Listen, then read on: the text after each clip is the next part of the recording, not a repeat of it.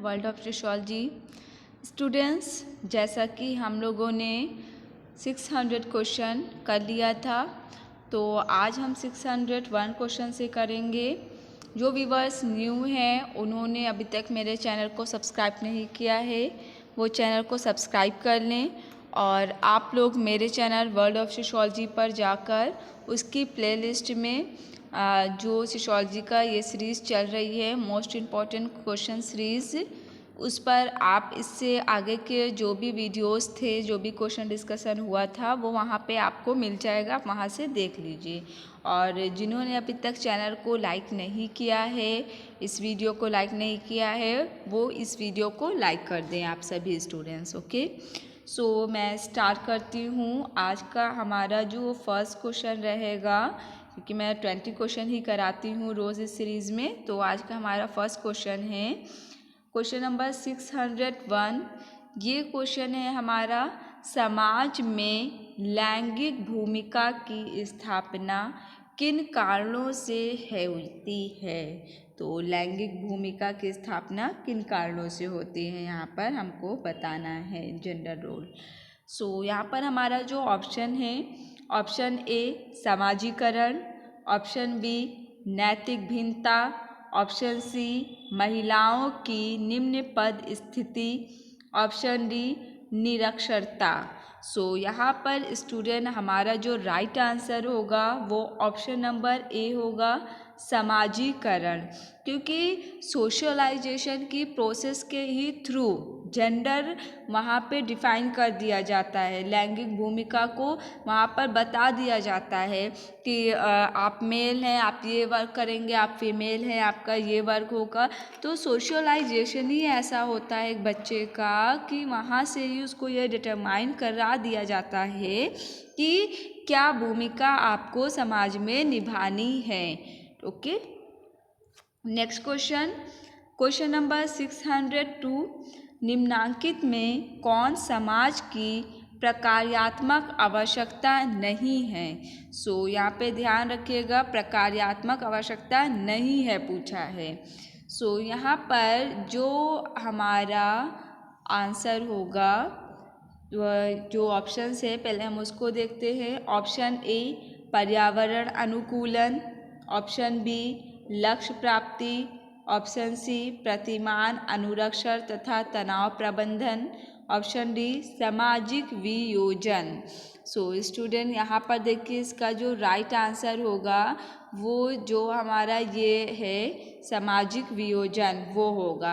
अब ये कैसे आप लोगों को याद होगा, आप लोगों ने प्रकार्यात्मक आवश्यकताएं जो है वो पढ़ी हुई थी। जैसे कि अगर पार्सन को हम देखें तो पार्सन का यहाँ पे कहीं ना कहीं अनुकूलन, लक्ष्य प्राप्ति और आपका प्रतिमान अनुरक्षण है। एक चीज़ इसमें मिसिंग है। ओके, तो लेकिन यहाँ पे हमारा राइट आंसर यहाँ पे समायोजी ये सामाजिक वियोजन होगा, नहीं है पूछा गया था। ओके, तो इसके भी यहाँ पर ये क्वेश्चन सॉल्व हुआ है। सोशल सिस्टम का प्रकार्यात्मक समाज की आवश्यकता जो नहीं है बताया है। नेक्स्ट आपका है 603। सो यहाँ पर 603 जो क्वेश्चन है, 603 क्वेश्चन है हमारा, सिद्धांत क्या है। तो थ्योरी क्या है ये बताना है, सिद्धांत। यहाँ पे ऑप्शन है, ऑप्शन ए तर्क संगत अवधारणाएं, ऑप्शन बी तथ्यों का सामान्यीकरण, ऑप्शन सी तर्क संगत तथ्य, ऑप्शन डी प्रघटनाओं का सामान्यीकरण। सो जो हमारा सिद्धांत है वो घटनाओं का सामान्यीकरण है। ठीक है, किसी भी घटना का जब हम सामान्यीकरण करते हैं तो वो हमारा सिद्धांत कहलाता है। ओके, इसको ध्यान रखिएगा। नेक्स्ट क्वेश्चन है, ये है हमारा क्वेश्चन नंबर 604। सो स्टूडेंट ये क्वेश्चन है कि अतार्किक क्रियाएं क्या होती हैं। दो प्रकार की क्रियाएं होती है ना, तार्किक अतार्किक। तो अतार्किक क्रियाएं क्या होती हैं यहाँ पे बताना है। सो हमारा जो ऑप्शन है यहाँ पर, ऑप्शन ए क्रियाएं जो साधियों को हासिल करने के लिए उपयुक्त साधनों का उपयोग करते हैं, ऑप्शन बी क्रियाएं जिनका संचालन भावनाओं द्वारा होता है, ऑप्शन सी क्रियाएं जो पक्षपात पूर्व तथा निष्पक्ष होती हैं। ऑप्शन डी, क्रियाएं अशिष्ट होती हैं। सो स्टूडेंट, इसका जो राइट आंसर होगा वो हमारा ऑप्शन नंबर बी होगा, क्रियाएं जिनका संचालन भावनाओं द्वारा होता है। ठीक है, वो अतार्किक क्रिया होती हैं, क्योंकि तार्किक क्रिया का अगर हम देखें तो वो तर्क के हिसाब से वो क्रिया का संचालन होता है। Okay, next question, question number 605। So student, ये क्वेश्चन है, दुर्खिम के अनुसार श्रम विभाजन किसका कार्य था। तो ये क्वेश्चन भी बहुत इजी क्वेश्चन है। वैसे जल्दी से इसका आंसर आप लोग बताइए क्या होगा। ऑप्शन ए, जनसंख्या का घनत्व। ऑप्शन बी, धर्म। ऑप्शन सी, परिवार। ऑप्शन डी, मानव द्वारा प्रसन्नता की तलाश। सो यहाँ पर देखिए, श्रम विभाजन का किसका कार्य है, जनसंख्या का घनत्व। ओके, ये आप लोगों ने दुर्खिम की जब श्रम विभाजन की थ्योरी पढ़े थे वहाँ पर भी आप लोगों को ये चीज़ हमने बताया था, जनसंख्या के घनत्व के हिसाब से ही हमारे श्रम का विभाजन हुआ था। Okay, next question, question number 606। ये क्वेश्चन है, जब एक व्यवस्था के किसी एक भाग में परिवर्तन होता है तो दूसरे भागों में भी परिवर्तन स्वतः होने लगता है तथा इन परिवर्तनों को सामाजिक संरचना अपने में शामिल करते हुए एक नई व्यवस्था को जन्म देती है। इस प्रकार निम्न सिद्धांत में से किस सिद्धांत द्वारा दर्शाया गया। तो यहाँ पे सिद्धांत दिए हुए हैं, हम सिद्धांतों को देखते हैं। ऑप्शन ए, सामाजिक परिवर्तन का क्रांतिकारी सिद्धांत। ऑप्शन बी, सामाजिक परिवर्तन का संघर्ष का सिद्धांत। ऑप्शन सी, सामाजिक परिवर्तन का संतुलन सिद्धांत। ऑप्शन डी, सामाजिक परिवर्तन का नव विकासवादी सिद्धांत। सो स्टूडेंट, इसका जो राइट आंसर होगा वो ऑप्शन नंबर सी होगा, सामाजिक परिवर्तन का संतुलन का सिद्धांत। ओके, नेक्स्ट क्वेश्चन है क्वेश्चन नंबर 607। 607 ये क्वेश्चन है, जब किसी सामाजिक सिद्धांत का परीक्षण करना हो तो शोधकर्ता निम्न में से किस विधि को अपनाएगा सामाजिक सिद्धांत का परीक्षण करने के लिए। ओके, सो यहाँ पर स्टूडेंट देखिए, हमारे ऑप्शन जो दिया हुआ है, ऑप्शन ए संविष्ट शोध आगमनात्मक शोध। ऑप्शन बी असंविष्ट शोध निगमनात्मक शोध। ऑप्शन सी अन्वेषणात्मक शोध। ऑप्शन डी सैद्धांतिक शोध। ओके, सो जब किसी सामाजिक सिद्धांत का परीक्षण करना हो तो शोधकर्ता जो अपनाएगा वो अन्वेषणात्मक शोध होगा। ठीक है, परीक्षण करने के लिए हम अन्वेषण करते हैं, खोज करते हैं। ठीक है, नेक्स्ट क्वेश्चन है क्वेश्चन नंबर 608।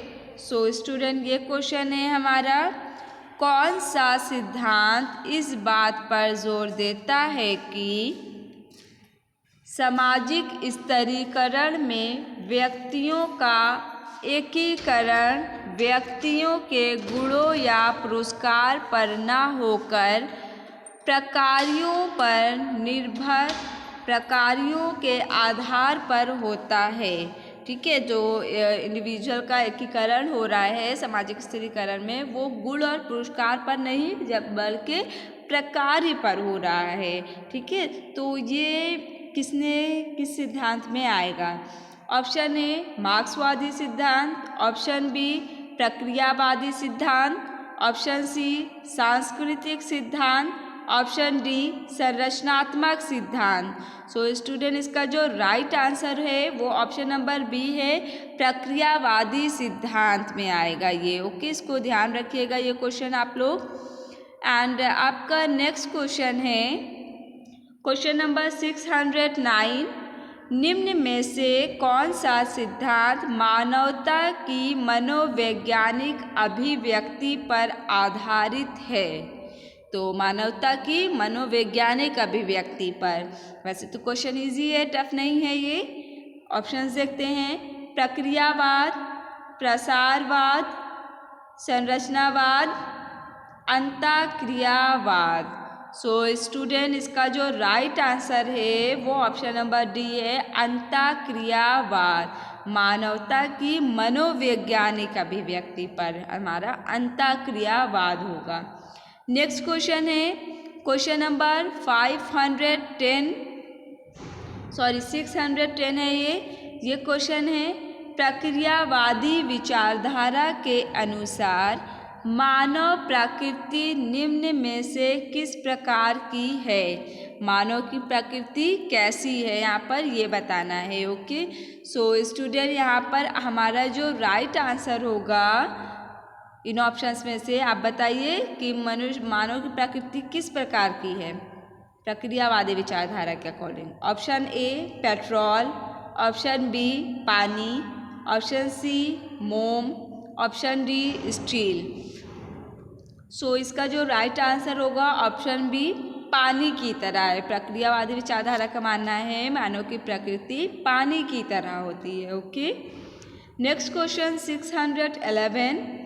मीड द्वारा ऐसे व्यक्तियों को जिनका किसी व्यक्ति के स्वमूल्यांकन तथा सामाजिक आदर्शों की स्वीकृति या अस्वीकृति पर सर्वाधिक प्रभाव होता है कहा गया है। क्या कहा गया है?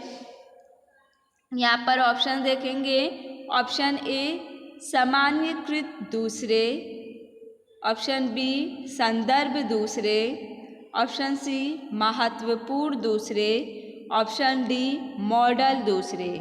तो अगर हम ऐसे दूसरे मतलब अन्य, समानकृत अन्य का सिद्धांत था ना मीट का, महत्वपूर्ण अन्य का भी उन्होंने बात करी है, तो इसीलिए यहाँ पे दूसरे लिख दिया है। बट इसकी मीनिंग जो आप लोग ने पढ़कर आए हैं जनरलाइज अदर सिग्निफिकेंस अदर, ये वही है। सो मीट ने ऐसे व्यक्ति जिनके किसी व्यक्ति के स्वमूल्यांकन और सामाजिक आदर्शों को स्वीकृति अस्वीकृति सबसे ज़्यादा प्रभाव पड़ता है, तो वो हमारा होगा ऑप्शन नंबर ए सामान्यीकृत दूसरे। ओके, ये हमारा राइट आंसर होगा। नेक्स्ट क्वेश्चन नंबर 612 है। आदर्श व्यवहारों को जिन्हें समाज आवश्यक मानता है तथा जिनका वह कठोरता पूर्वक पालन करता है कहा जाता है। जिसको समाज अब ज़रूरी भी मान रहा है और कठोरतापूर्वक पालन भी करता है, उसको क्या कहा जाता है? यहाँ पर ऑप्शन है जन रीतियाँ, ऑप्शन बी जन रूढ़ियाँ, ऑप्शन सी प्रथाएं, ऑप्शन डी अभिसमय या मान्यताएं। सो स्टूडेंट, यहाँ पर देखिए इसका जो राइट आंसर होगा ऑप्शन सी प्रथाएं। ऐसे आदर्श व्यवहार हमारे जो ज़रूरी भी होते हैं और जिनका कठोरता से पालन भी करना पड़ता है, उसको प्रथाएं कहा जाता है। Okay, next question 613। ये क्वेश्चन है हमारा, जब एक भूभाग में दो जनजातियां रहती हैं और एक दूसरे की संस्कृति का आदान प्रदान करती हैं जिससे उनकी आपसी भिन्नता कम होती है, उस प्रक्रिया को क्या कहेंगे? ठीक है, जनरीतियाँ जो एक जनजातियाँ रहती है, एक दूसरे का सांस्कृतिक का आदान प्रदान होता है, आपसी भिन्नता कम होती है, उस प्रक्रिया को क्या कहेंगे? ओके, सो यहाँ पे ऑप्शन ए है वयस्क समाजीकरण, ऑप्शन बी सहयोग, ऑप्शन सी समायोजन, ऑप्शन डी आत्मसात्मीकरण। सो स्टूडेंट, इसका जो राइट आंसर होगा वो ऑप्शन सी समायोजन होगा। Okay, next question number 614। परिवार एवं समाज के बीच शिक्षा पुल का कार्य करती है, यह विचार निम्न में से किसका है? तो बहुत इजी है ये, परिवार और समाज के बीच शिक्षा पुल का कार्य करती है, बहुत फेमस लाइन है ये किसी थिंकर की। तो जल्दी से आप लोग बताइए ये किसकी फेमस लाइन है। तो यहाँ पर हमारा जो ऑप्शन है, option A Talcott Parson, option B R K. Merton, option C Emile Durkheim, option D Max Weber. So student इसका जो राइट आंसर हमारा होगा वो Talcott Parson. Okay, Talcott Parson की ये बहुत फेमस लाइन है कि परिवार और समाज के बीच शिक्षा एक ब्रिज का कार्य करती है, पुल या फिर सेतु वर्ल्ड बीच के लिए यूज़ होता है। ओके, तो इस तरह से इसकी डिफिनेशन ये आती है आपकी परिभाषा। ओके, नेक्स्ट 615 ये क्वेश्चन है कि निम्न में से किसने भारतीय संदर्भ में संस्कृति एवं व्यक्तित्व को समझने के लिए अपने परिप्रेक्ष्य को मार्क्सवादी परिप्रेक्ष्य का नाम दिया। तो मार्क्सवादी परिप्रेक्ष्य का नाम किसने दिया था, जल्दी से इसका आंसर बताइए।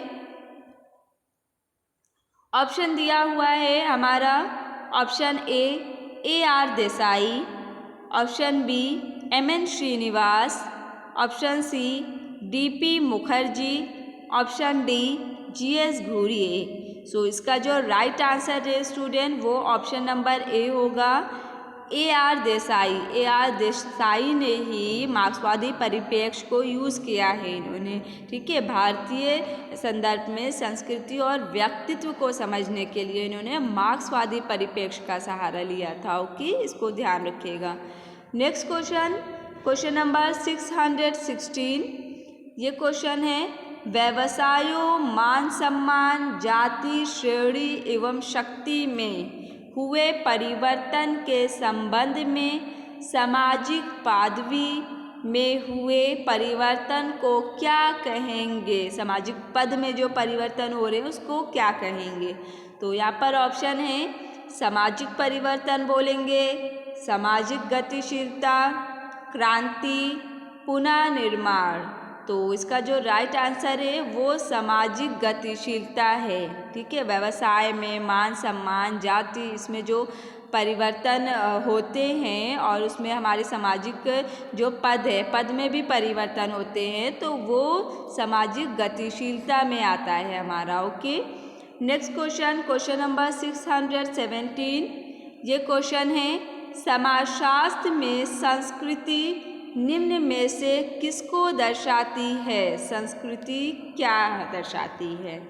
सो ऑप्शन है, ऑप्शन ए अच्छे तौर तरीके, ऑप्शन बी साक्षरता एवं सौंदर्य संवेदना, ऑप्शन सी सभ्य व्यवहार, ऑप्शन डी किसी समुदाय में रहने का ढंग। सो स्टूडेंट यहाँ पर हमारा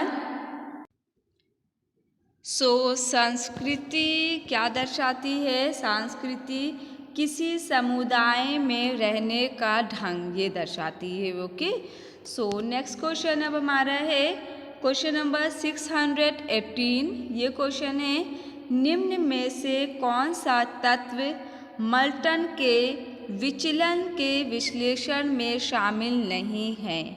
मल्टन ने जो विश्लेषण बताया है विचलन का उसमें क्या शामिल नहीं है।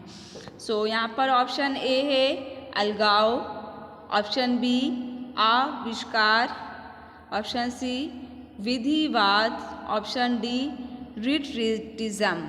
सो स्टूडेंट यहाँ पर देखिए जो राइट आंसर होगा अलगाव। ठीक है, अलगाव की बात विचलन के लिए मल्टन ने नहीं किया है, अलगाव की बात हमारे कार्ल मार्क्स ने करी है।